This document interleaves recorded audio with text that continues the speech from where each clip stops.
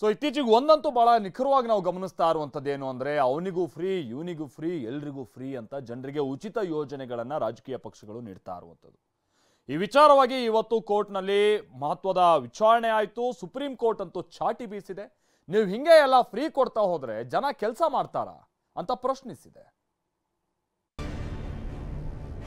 ಅನ್ನ ಹಣ ಫ್ರೀ ಕೊಟ್ರೆ ಕೆಲಸ ಮಾಡೋರು ಯಾರು?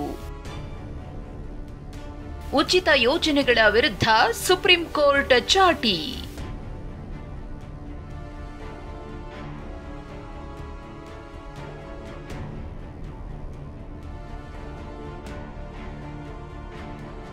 ಉಚಿತ ಉಚಿತ ಉಚಿತ.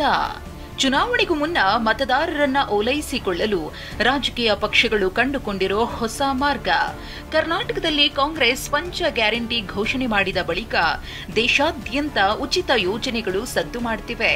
ಈ ಬಗ್ಗೆ ಸುಪ್ರೀಂ ಕೋರ್ಟ್ ಚಾಟಿ ಬೀಸಿದೆ. ಉಚಿತವಾಗಿ ಅನ್ನ ಹಣ ನೀಡಿದ್ರೆ ಕೆಲಸ ಮಾಡೋರು ಯಾರು ಅಂತ ಸುಪ್ರೀಂ ಕೋರ್ಟ್ ಪ್ರಶ್ನಿಸಿದೆ.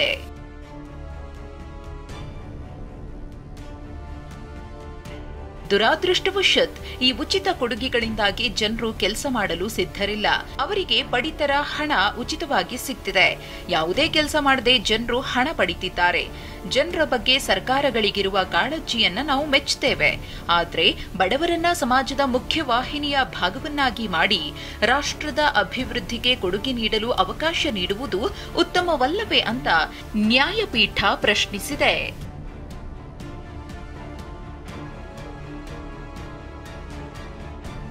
ನಗರಗಳಲ್ಲಿ ಬಡತನ ನಿರ್ಮೂಲನಾ ಅಭಿಯಾನ ಯೋಜನೆ ಅಂತಿಮಗೊಳಿಸುವ ಕುರಿತು ಅರ್ಜಿ ವಿಚಾರಣೆ ನಡೆಸುವ ವೇಳೆ ಸುಪ್ರೀಂ ಕೋರ್ಟ್ ಈ ಅಭಿಪ್ರಾಯ ವ್ಯಕ್ತಪಡಿಸಿದೆ.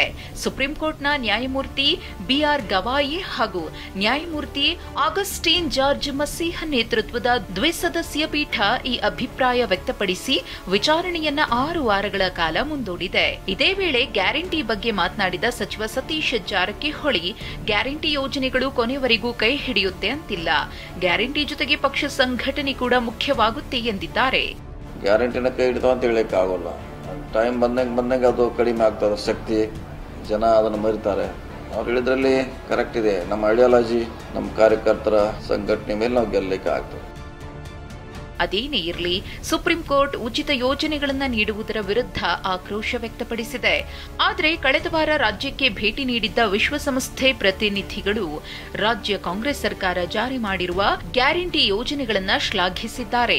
ಅಲ್ಲದೆ ಜನರ ಜೀವನ ಮಟ್ಟ ಸುಧಾರಿಸುವಲ್ಲಿ ಗ್ಯಾರಂಟಿ ಯೋಜನೆಗಳ ಪಾತ್ರ ಮುಖ್ಯ ಎಂದು ಹೇಳಿದೆ. ಹರೀಶ್, ಟಿವಿ9, ನವದೆಹಲಿ.